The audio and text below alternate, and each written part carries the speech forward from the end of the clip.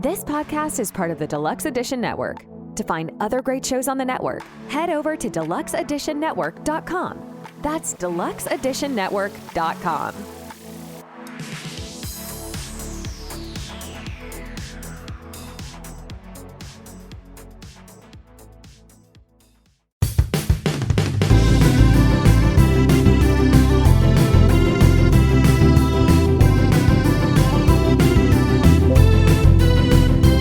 If your friends are nerdy and you are nerdy too, I want to talk to you. Friends Talking Nerdy. Welcome to Friends Talking Nerdy, part of the Deluxe Edition Network. Head to deluxeeditionnetwork.com to find out about all of the lovely shows on the Den. This is Tim the Nerd, and seated next to me we have, with the afterglow of Burning Man, we have Professor Aubrey here. Say hello. Hello there. And we're going to tease the folks. I don't get a chance to be a tease much as a man, more than anything. So we're going to tease the folks with some Burning Man stories by the time we end the show today. Okay. But in the meantime, as we That's the tease. So there's going to be Burning Man stories later. That's right, baby. Stay tuned for Burning Man stories. Yes. We're going to tease all throughout, baby. Anyway, as we record this, we are actually a day past technically the first presidential debate since after Joe Biden dropped out of Vice President Kamala Harris and Mango Mussolini. While we do not discuss politics that much on the show, we've made it a point we don't hide our thoughts or anything like that, but I think one thing we've tried to make a conscious effort of on this show is when it comes to stuff like fatigue from these types of stories, right? Mm-hmm. And, like we made the decision that when it comes to talking about political stuff, a lot of people are talking out of their ass. I mean, you may still be right about a topic that you're talking about, but if you don't know the particulars of it, like me talking right now, I guess, apparently, but I think you get my point here. There are a lot of people, thanks to stuff like social media, that are now political experts who just happen to work part-time at a Walmart somewhere. Right. I mean, not to disparage people who work at Walmart, of course, but yeah, I think that our show is not a political show and that we're not political personality. Like, we're not ourselves critics of the political sphere. We're just regular, everyday people accessing the same information as everybody else. Exactly. We don't shy away from our opinions by any means, but we, more than anything, understand, like what Kamala Harris said in the debate yesterday, that we have more in common with each other than we don't, right? Sure. And I think one thing we can do here is discuss a wonderful article from Psychology Today that you found. Right. And it is about election stress and how to survive elections. It's from the 2020 election. They haven't written anything more recent on this topic, but I thought we might take a look at it because by the time we air this, the election will be right around the corner and people may be feeling a little nervous, maybe feeling a little shaky. Not quite sure what's going to happen. And it'd be great to have some tips and tricks for people. Yeah, because, I mean, if you think about it, we may be like one of the last generations, especially like before the internet and whatnot, that wasn't bombarded with news constantly. Right. And I think that is the big thing here. It's like you want to stay informed and you should stay informed, but with how these companies, these media companies, and it doesn't matter if we're talking to left-leaning or right-leaning or whatever, these companies view you as customers and they're going to do and say anything to keep you as customers, and sometimes more in the case of Fox News. But anyway, what this is a discussion about essentially saying it's okay to step away for a bit, take a breather. You don't have to immerse yourself in the news. You don't have to go along with that feeling of I have to keep watching just to make sure the world doesn't end. Hmm. It's like that Bill Hicks bit where he talked about watching CNN for, is it normal to watch CNN for more than 16 hours in a day? And then, like, and CNN headlines are war, famine, death, AIDS, homeless, recession, depression. And then he looks outside. So what we wanted to do is go to an article from our friends at Psychology Today called Surviving the Elections by Dr. Reagan A.R. Gurung. I'm probably mispronouncing that, and I do apologize. But if you go to our show description, you'll be able to find the full article to be able to read on your own. But again, it's called Surviving the Elections, Some Psychological Tips to Survive the Election Week and Beyond. How about I dive into the very first point? That'd be great. All right. I don't know why I said it that way. Anyway, take a break. It is okay to plan for a media break and strongly suggested going cold turkey and not checking social media for a while. Until things are final, people, pundits, reflections on possibilities are nothing more than that, possible outcomes. We all know by now that even polls can be wrong and statistics can go only so far. While you may be buffered by polling trends supporting your candidate or against your candidate's opponent, that could all change. Plus, if you look hard enough, you can find evidence to support your candidate's chances, whomever he or she is. Do you want to take the time to do that? Smart words there because, and I think we've kind of touched upon this before in the past. Like, yeah, when you're bombarded with the amount of news that you get on a daily basis, these companies want you to keep on coming back. And it makes it to where you do have that feeling, especially in the current political environment we're in, of just like, what the hell can happen next? And a lot of times, nothing.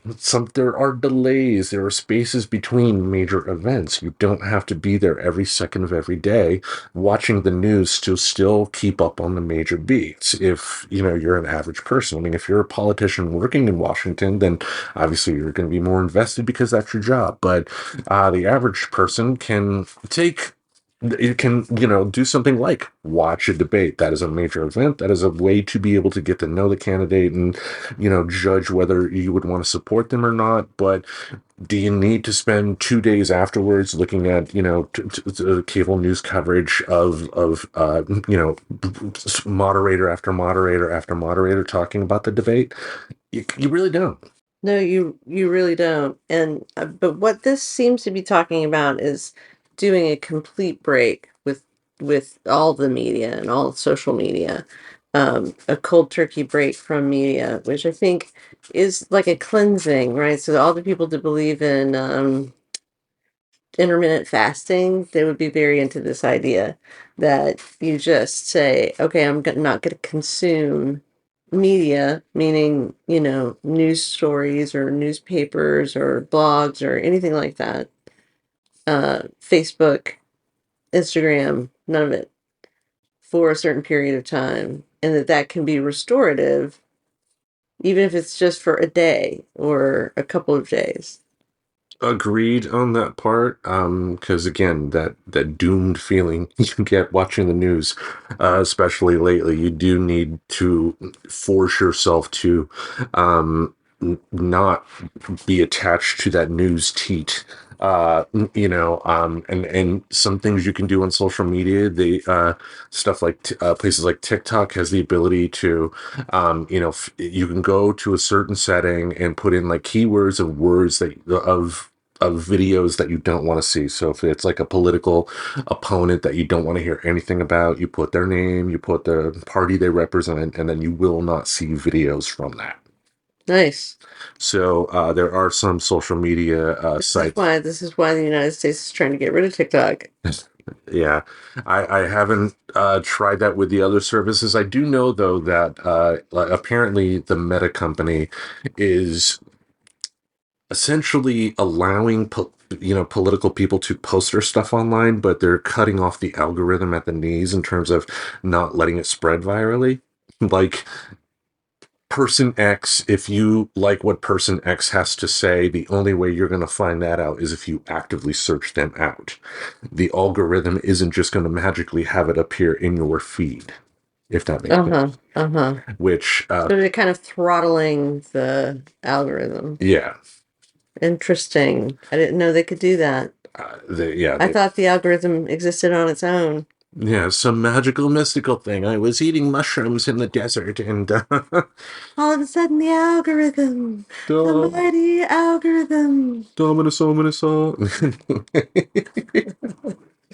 They do have that ability, and like they have that Section 230, which I guess for social media companies is a big boost to them because that takes away the liability they would normally have for the actions of people that use their product.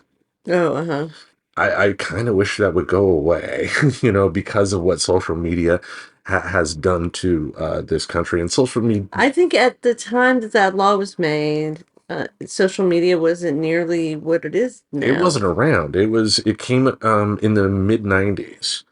That particular law was put in the mid 90s when the internet was in its infancy. And so we're talking about like bulletin boards. Yeah, GeoCities chat rooms. You remember? Right. Yeah, GeoCities chat rooms.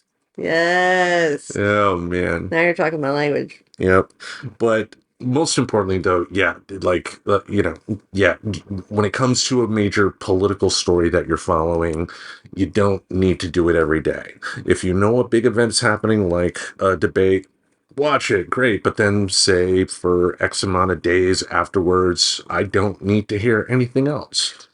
Put something else in your life. It kind of reminds me too of what I talk about when it comes to like work friends. If all you have are work friends and all they do is talk about work, you're not getting out of that space. Mm-hmm. You need to be able to breathe and just relax a little bit. So take that break. How about you dive into the next one? All right. So number 2 is agree to disagree. We may not have a perfect system, but it is what we have. Recognizing what we do have control over and what we do not is important. You have control over your vote. Place it.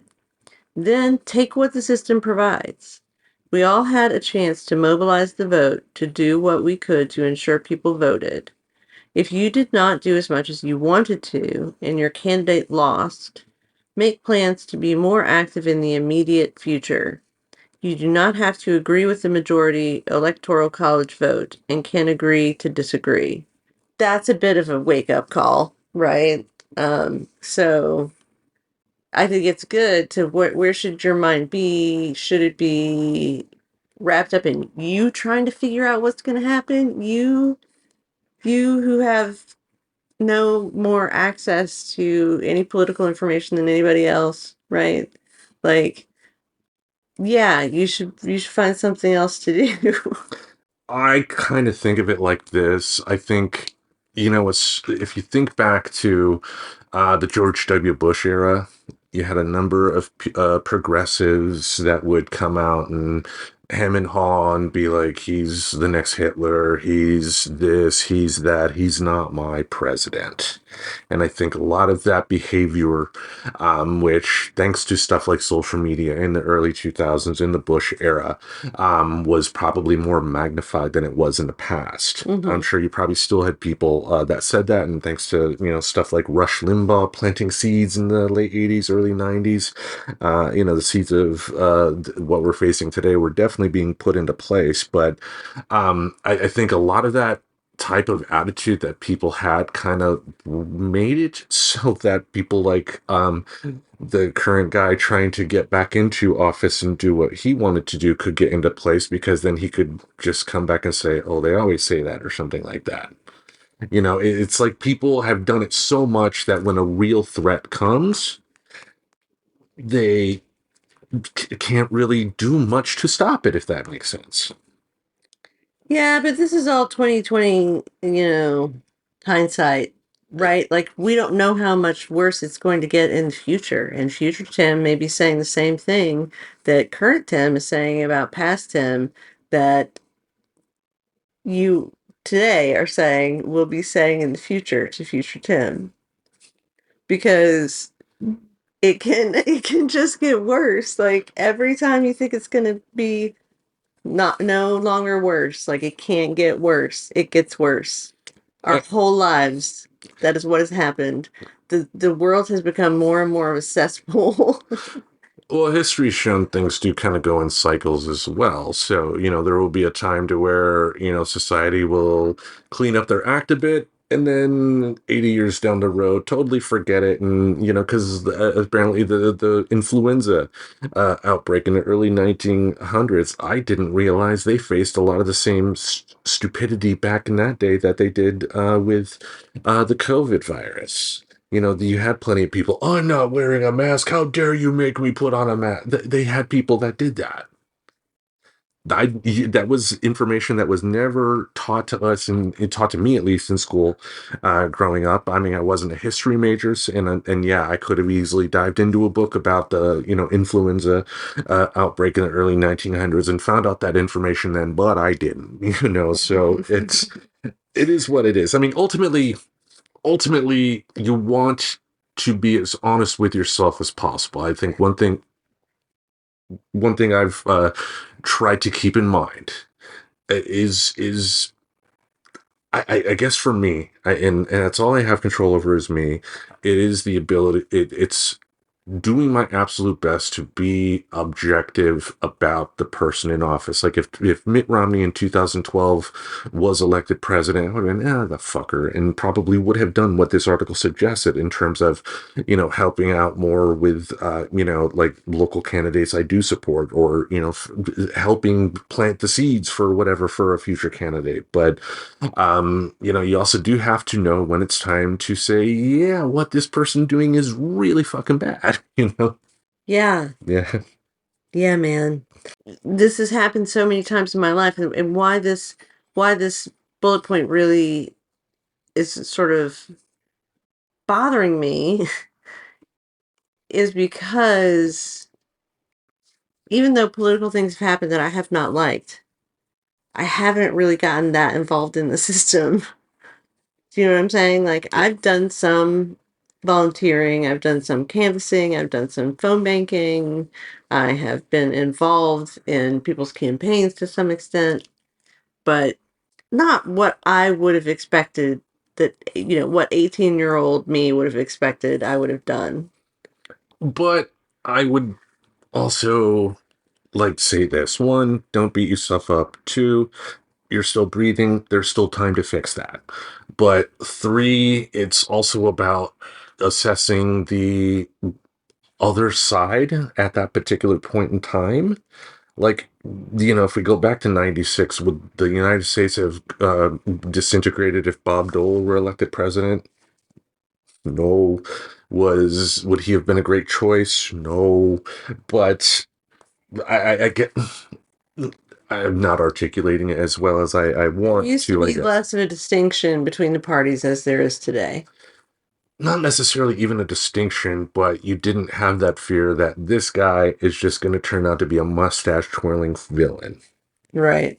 Because even George W. Bush at his worst, and before Trump, he was probably at the bottom of the list. At his worst, though, at the end of the day, essentially decorum, I don't know if you want to call it that, he followed the rules. He played the game as it was played in the past. And, when he won, he won. When he lost, he graciously lost. Like in 2006, when the Democrats, took over Congress and everything, he didn't go off and go nuts or anything like that. He did what a president is supposed to do at that particular time. Say, well, got beat, lick my wounds, make some changes because that indicates that people aren't necessarily liking what you're doing, and then go from there. But we're also living in unique times too, so drastic times call for drastic measures. Yeah. And, I don't think that not participating in the political process to the extent that you maybe wish that you would, doesn't mean that you can't have opinions or can't, vote your vote. And Also, too, though, even if you can't support with your time, you can always support with money, right? Or in the age of social media, retweeting. getting information out that way. That can be effective, especially if it comes from good sources, and not, cats and this and all that type of, Cats. well, in terms of what Trump was saying. Right. Yeah. People eat cats. People eat the cats. I can't believe that was said. Anyway. I can't believe that was said either. But you know how many times I've said I can't believe that was said? Like that's what I'm talking about. Yeah. That's my fear, right? Is that we just don't even know how good we have it. Well, that would kind of tie into our next one because we can develop a processing plan. Hey, good idea. All right, think about how you will let yourself process it all. Happy, sad fact. Regardless of the outcome, you will feel differently a day, a week, a month after the final results. Do what it takes to get there. It's okay to cancel some meetings or indulge in guilty pleasures for a few days next week if it helps you cope. We all have our go-to coping outlets. Maybe binge watch a new show, read a piece of fiction to completely take your mind away. I think of that South Park episode where Obama won the election and him and McCain turned out to be bank robbers, but then the B story was Randy getting really drunk and like, whoa, Obama, yeah. Yeah, that was one of those episodes where the B story is sadly better than the A story. Yeah, but by the end of the episode, Randy woke up and, was hungover, but realized that life was just the same as it normally was and went on. And I think what the point here is ultimately saying is, be excited if your candidate wins, be excited if your candidate does something positive that, could make a change. But, if they win, you're not winning the lottery,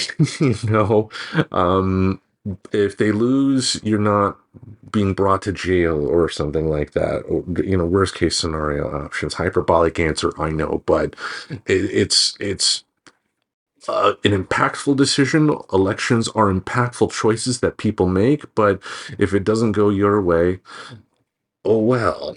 Right. I mean, and I know that's a flippant answer, and there are there's a lot more that could be said. I mean, like we said about psychology today, it's kind of like Reader's Digest. It's very introductory type of stuff we're talking about here, right? Yeah, absolutely. But I mean, I think it's a point well taken. Like, if your candidate wins, also don't be a jerk to the people that you know who supported the other candidate. I think that's like an ethics thing that doesn't happen anymore. That used to be like back in my day. Well, that's what we would do. You wouldn't poke at someone that their candidate had lost. But I feel like we're not at that point anymore. I feel like we're at a point where, yes, needle everyone about everything all the time. And social media has given people that freedom to do so. And, like I've said on the show before, I've been guilty of that myself. It's something that I have done a big time job in terms of changing that type of behavior, changing how I interact with people, because I think the more I engaged in that type of behavior, the more close-minded I was to looking at issues in a broader sense. Because in theory, I may disagree with a conservative, but they just may be coming at a particular idea, like an economic plan, in a different way. And it would be best at the end of the day to at least hear them out. Because, in a country of 333 million people, there's going to be no such thing as one party on a national level winning so much that they're just going to control everything. It's just not going to happen. And because of that, you have to be able to, sit across from someone you disagree with. And, obviously us as average citizens aren't going to be able to do that, but politicians in theory should be able to. It's the idea is those people should be able to get together, talk it out, and come up with a compromise that just is the best possible solution that we can give to people. I mean, compromise, means that there are going to be people that aren't going to like some of the results, but that's just what happens because nobody gets all of their way all of the time. That's exactly right. Well, speaking of that, I think that ties into the next point here. How about you dive into that one? Sure. Social gripe, not chronic grip. It's okay not to gripe socially for a short time. Okay, it is okay to gripe socially for a short time. It's totally fine to do that. And emotional expression in your preferred outlet. phone, text, social media can be helpful. Okay, so it's okay to gripe socially. It can be helpful. Just catch yourself from griping on the same issue over and over, which is chronic. Get it out in the short term. A large body of psychological research suggests that emotional expression, writing in a journal, talking to a friend openly about your emotions, can help you cope. You may not want to talk to anyone for a while, but some level of social short-term griping can be healthy. Okay, so I'm a big believer, definitely, and sometimes I lose sight of this, but getting things out of your body. That like if you get the bad news, right, that your candidate has lost, that is impacting you on the inside. It's good to get that out of your body, whether that means, go out into the street and scream or run up and down the block or whatever it causes you to do. Like I remember in 2016 being so happy and excited that we were dancing in the street and singing because everybody had so much energy and we're so happy. And I try to remember that there's at least one person who feels that way in every election.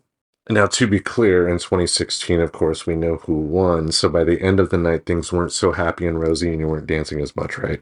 Right. Yeah. But to your point, though, I mean, yeah, but on the flip side, there were people who supported that person who won in 2016 that were probably dancing in the streets at that particular point, to what you just said. Well, I mean, it just is like nobody thought that was possible, that was going to happen. Oh my God, I have a Facebook memory from 2015 to where Trump was insulting a reporter at the start of this whole mess, and I was like, ha ha ha, the Republicans will never take him seriously. He's never going to get elected, ha ha ha. Just like the time I said iPads, who's going to buy a fucking iPad? What about iWatch? I've had one before. You can miss out on those. It's Okay. I mean, So you were right about them. well, but the Apple Watch is geared more towards a very targeted audience, and mostly it's the super health conscious rich folk audience. But it does have its major benefits in terms of being able to more accurately. I fucking hate that place, but it can record your heart rate and all that stuff. Your CO2, I believe it can read now, record your steps more accurately than just having your phone in your pocket, type of deal. So there are benefits to have it, but again, only a very particular rich crowd is going to be able to, get the best of the best with the Apple Watch.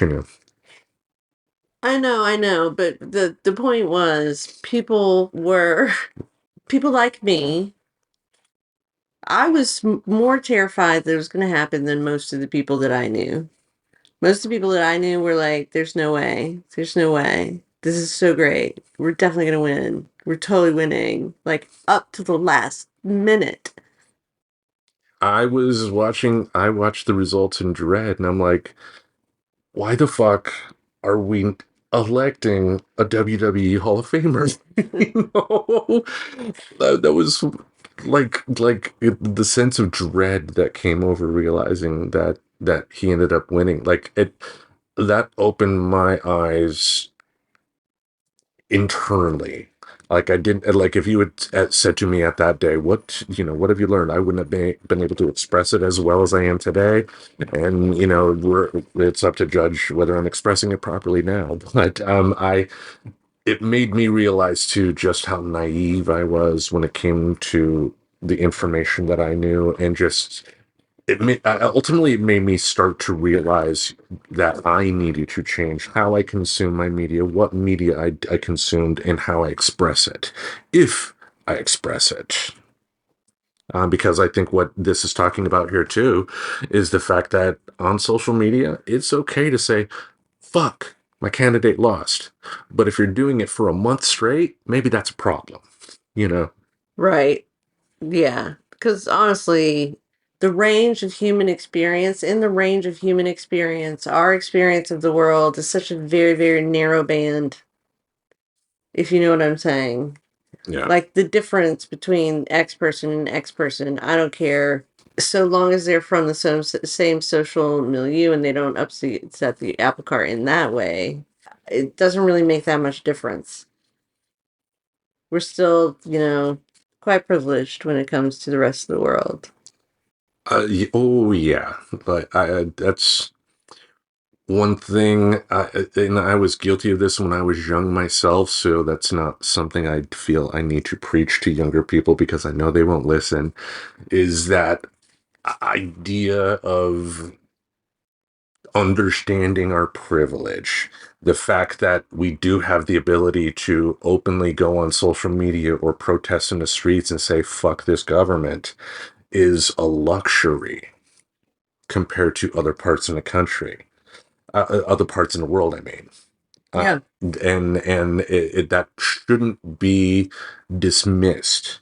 It should be a lot better. And you should keep on fighting for that betterness, not only for yourself when you do have that privilege, but for other people as well. But you should take the time to at least acknowledge that, hey, I got it good. So if you got it good, do good for others. Amen. Yeah, absolutely. All right. Speaking of that, how about I dive into the last point? Let's do it. Dive in. All right. Chill a bit. The single best way to cope with an influx of emotion is to take time away from yourself, for yourself. Literally, some social isolation. To give your body chemistry a way to calm down. Have a me party. Have a me party. When people are angry, they mistakenly think that working out some of the energy can be cathartic. That is a myth. No, it is not okay to be more verbally or physically aggressive when you are angry and upset, and more importantly, it does not help.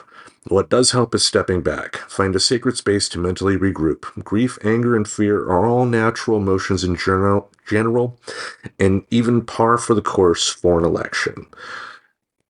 Yeah, you don't want to beat somebody up because your candidate lost. But if you do have the grief, you do have the anger, lashing out at your fellow coworker because they supported the other candidate, not going to solve anything. Nope. It's not, and that's a dick move. Now, in your head, you can think to yourself, "What a fucker! I hate that fucker. He voted for that fucker. What a fucker!" But saying that out loud, just no. Sure. Yeah. These are lessons you've learned in life. I have, the more you know, right? The more you know. It's I think what's weird about this is like when you said find a sacred space, it says find a sacred space to mentally regroup. And it just prickles me, that like idea that there are sacred spaces. what do you mean? What does that even mean, sacred spaces? I mean, I think it's fancy. It's somebody that would probably get a lower grade on an English paper if you were handing it in because he's using more flowerful language than he needs to. To me, I guess it could be just something as simple as like going to Burning Man, tease, tease, tease, or it could be, it could be just like if you have the election and it doesn't go your way, you can be like, fuck it, and just decide to take the day off of work and go to the forest and hike or something like that. Or it could just be, I'm just going to take a day to go on my PS4, play some Grand Theft Auto, and run over as many people as I can while I'm throwing grenades out the car window.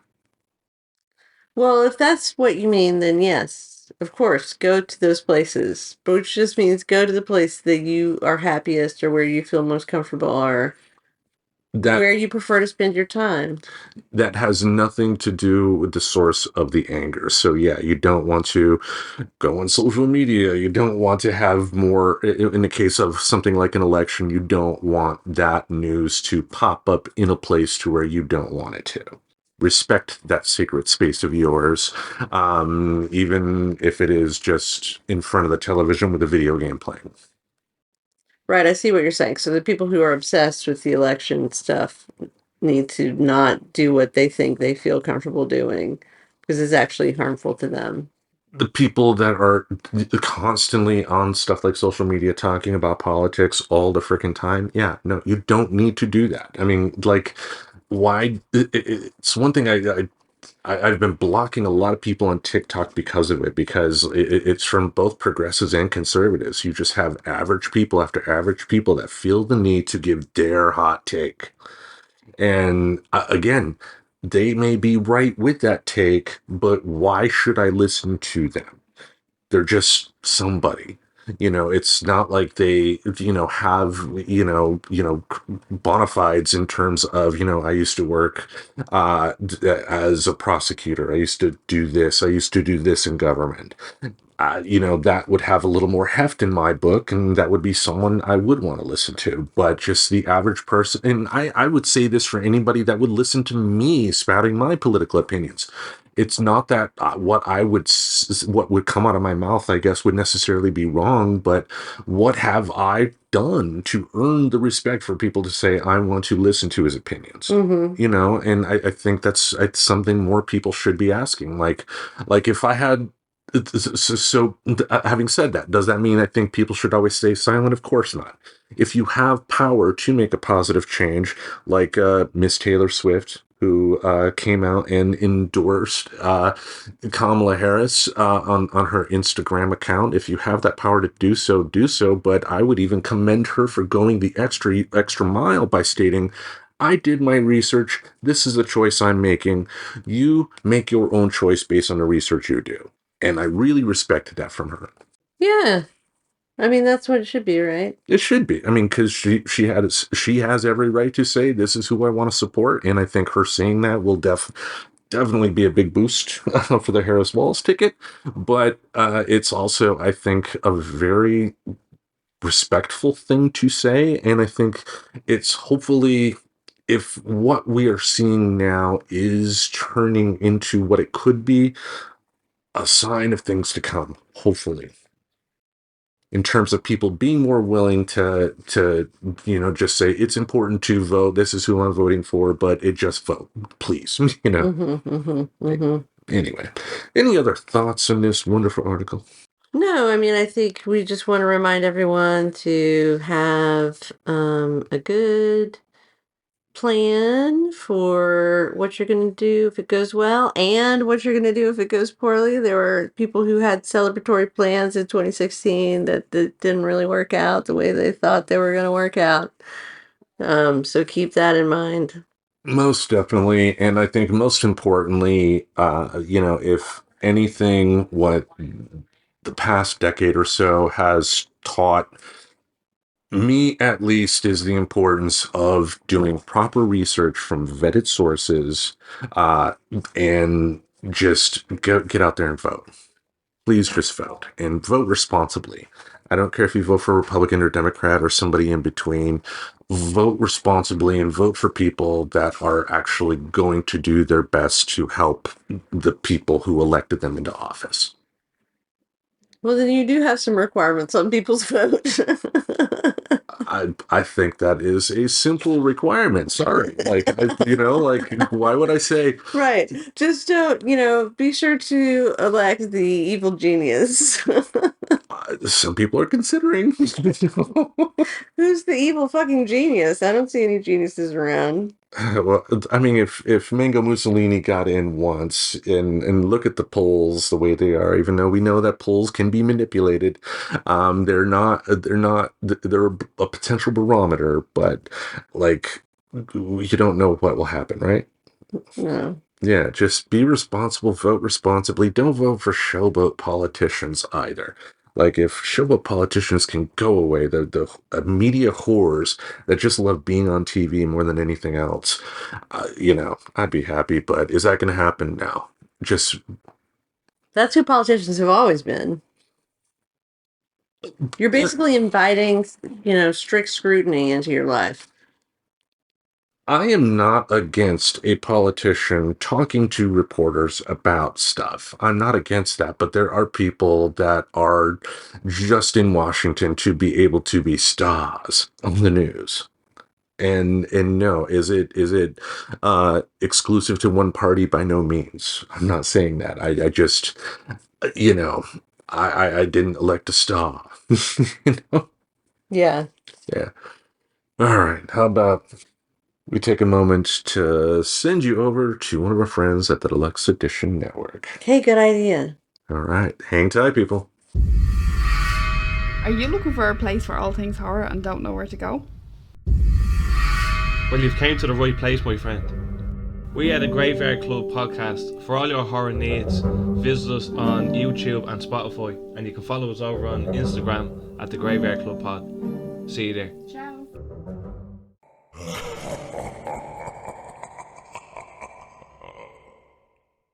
Professor Aubrey has a package in her hands that we have to say is quite delicious. It is, Tim. It's Brazil from Coffee Bros. An amazing coffee with notes of cocoa and cherry candy. Nice. Delicious. Indeed it was. I mean, like you and I, we both drink coffee in very different ways. I need it, 9,000 degrees hot. And me, I make my coffee and then put in as many ice cubes as I can. I'm like the guy from Clerks, what am I supposed to drink this coffee hot? Type of guy. But you tried it your way, I tried it my way, and we both really enjoyed the flavor of this particular flavor of coffee. Absolutely. It is a relatively new roastery in New York, New York. Those little town blues. Yep. Taking the Coffee Bros away. Exactly. Anyway, they're relatively new. They've been roasting since 2019.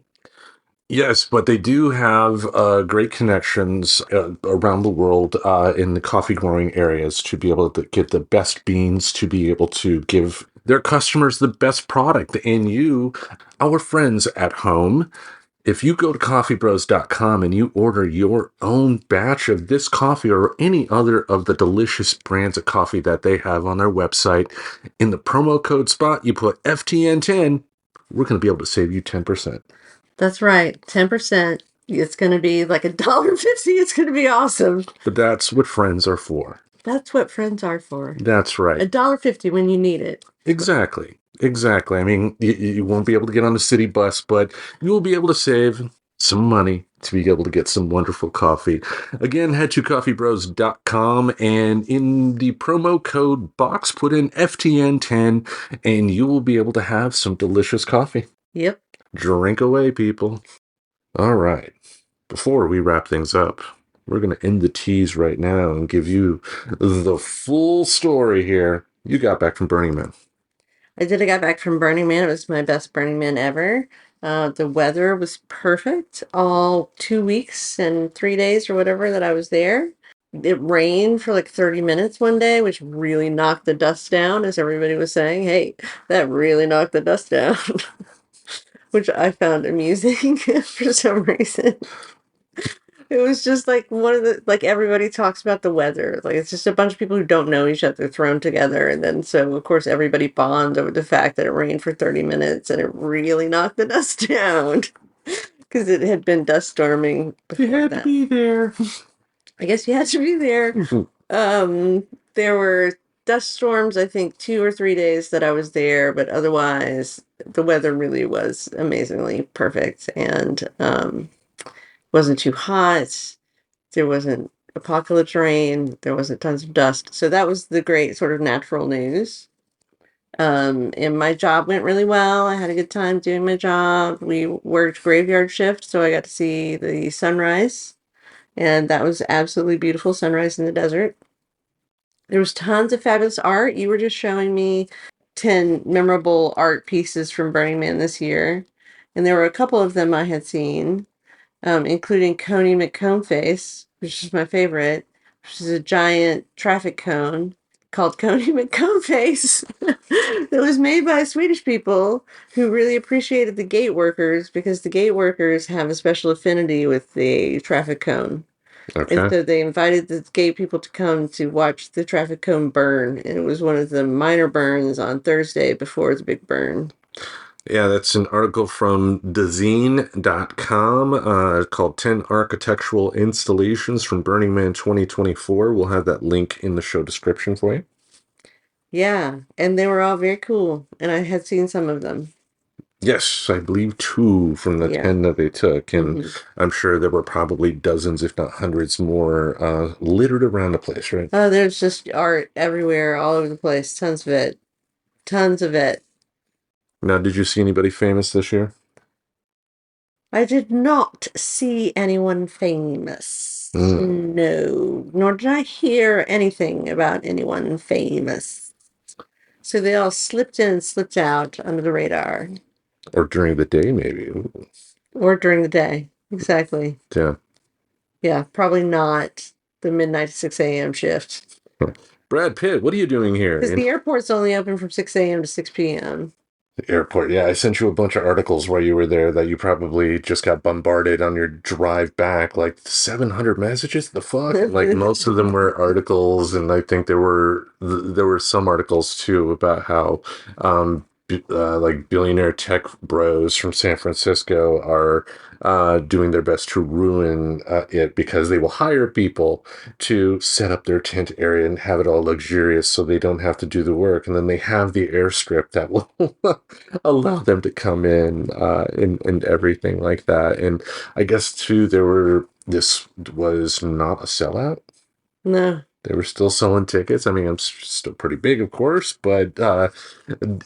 No, they were still selling tickets for the first time ever. If you showed up at the door with no ticket, you could just be directed to the box office to purchase a ticket Ooh. instead of being sent back to Reno packing. Yeah. Imagine the people that have done that in previous years, tried to show up and buy a ticket at the gate, and they get foiled each and every time. Like, fuck it, I'm not doing it this year. And then this is the one year. That's right. This is the one year they could have done it. Yeah. Yeah, that's pretty funny. And then the music was wonderful. And of course, all the fire. All right. Fire. Fire, fire, fire. That's what, Beavis and I have a lot in common, including that, our love of fire. Should I be worried? No, anyway. No. What would you say is your absolute favorite memory of this year at Burning Man? Favorite memory. Favorite memory at Burning Man this year. I'm really just thinking about this one particular afternoon where the sky was so blue and there was a breeze in the air, but no dust. And I was just riding my bicycle on the totally flat playa surface, which is wonderful to bicycle on as long as it's not rutted and churned up and stuff. Mm-hmm. So now it's just like a completely flat, like a pancake. And so wonderful place to bicycle. Because you're never going up or down a hill. You're just like, it's always flat, straight and flat. And it was just such a beautiful day, and seeing the mountains and the desert and everything, and just feeling really happy to be there. Well, I'm glad for one that you had that experience, and definitely great to have you back here. But every time you come back from big experiences like that, you could tell it was spiritual in a lot of ways for you, and you feel like, yay, I'm refreshed, yay, type of deal. Yeah, it really is a great way to relax, to get lost in a completely different environment. There are other ways to do that, of course. This is a very particular way of doing it that relatively few people in the world do. Yep, yep. Well, while you were gone, I would say I had a similar experience because I had a lot of great fun with the cats. Nice. Yeah, not everybody in the world's going to interact with our cats, so there we are. Uh-huh. But I already told you about this, but I will say this story again. Like, the most memorable time with the cats was when they were in the office on the ground. They were both licking each other's faces, just so nice. Mimsy was licking Annie. Annie was licking Mimsy at the same time, just going at it, going at it. And then out of nowhere, Mimsy bites Annie's ear and then smacks her in the face. And Annie gets back on her back paws, raises her front paws in the air, like, the fuck, Mom? The fuck? And that was great. That was great. And I did get to share a similar experience with them this morning. Annie tried to get in your closet. I stopped her, had her on my chest in the bed, and Mimsy was between us, and Mimsy at that point started playing with Annie's tail, just swatting it. Oh, yeah, I love this. But Annie didn't attack. No, I had my hands in Annie. She knew someone was messing with her tail, and her tail was like going back and forth. Like, stop it! Just fucking stop it! Stop it! Like cats can do, but she didn't really react. Wow. Yeah, but once again, glad you had fun. Now, as we record this, we are also a couple of days away from hearing about the passing of an acting legend. And we've had we've had multiple previous episodes talking about his work in Star Wars. The legendary James Earl Jones has passed away. Mm-hmm. Definitely a legend. Definitely a legend. He did a lot of theater work. He did a lot of film work as well. Again, I'm still one of those people that is mostly familiar with his work in major popcorn movie type of stuff. So his work as Darth Vader in the Star Wars movies, Mufasa from The Lion King. Coming to America, of course. I know he did some movies in the 70s. And the reason I'm not going to name any is that there is a co-star that we just don't talk about anymore that he had in one of those movies. Hey. Anyway, but James Earl Jones was raised in Michigan. He had a stutter, and acting helped him get over that stuttering ability, and just what a voice. Such a great voice. I mean, when he would do "This is CNN," I mean, it sounded like, my God, I'm gonna watch. I'm gonna learn something here because of that voice. Yeah, totally. Yeah. He was 93, and as I've explained it before, like, if you get to be that age, like, you've lived your life, and he's got quite the legacy, and we're going to continue to hear his voice for many, many years to come, not only because obviously people will be able to replay his old stuff, but he did sign a contract allowing Disney and Lucasfilm to use his voice via AI. Really? So if they make new Darth Vader stories, we're still going to hear James Earl Jones. Wow. That's pretty wicked. Yep. Thank you, AI, I guess. I mean, that's pretty weird. Yeah, they've already done it somewhat in Star Wars, but with Mark Hamill. I guess the Mandalorian with the Luke Skywalker cameo, he didn't have anything to do with it. Oh. But they own the Luke Skywalker likeness. They own enough of the voice that they could use AI to come up with his lines. He still has to be credited, but he didn't he didn't have any involvement with it. So a great payday for him, I guess. Oh, but he has to get paid. I believe in his contract, like, he gets stuff like some royalties and stuff like that, but like, he doesn't own the likeness. Gotcha. Yeah. But anyway, even though kind of a sad way to end things, more than anything, put on The Empire Strikes Back this week, folks. As you listen to this, put on The Empire Strikes Back and just listen to James Earl Jones giving one hell of a performance as one of the greatest characters in cinema history. Sounds good. Does that have anything to do with the election? No, it doesn't. That's because you really, it's not an allegory? No. No. There's no lessons for us about the election in the movie. I mean, the way you're bringing this to me makes me think you may have some. I don't, but I think it'd be cool if there was some. Yeah, no, there was no ulterior. Nope. Just put on a great movie, folks, and have yourself a good time. Okay, that's always sound wisdom. Damn right. All right, so for Professor Aubrey, each Monday, we'll have something in this podcast space to entertain your ear holes. Until we meet again, we bid you adieu. And goodbye. I don't know what to say. Subscribe to Friends Talking Nerdy on YouTube Music, Apple Podcasts, Spotify, or wherever you listen to podcasts. Goodbye, darling.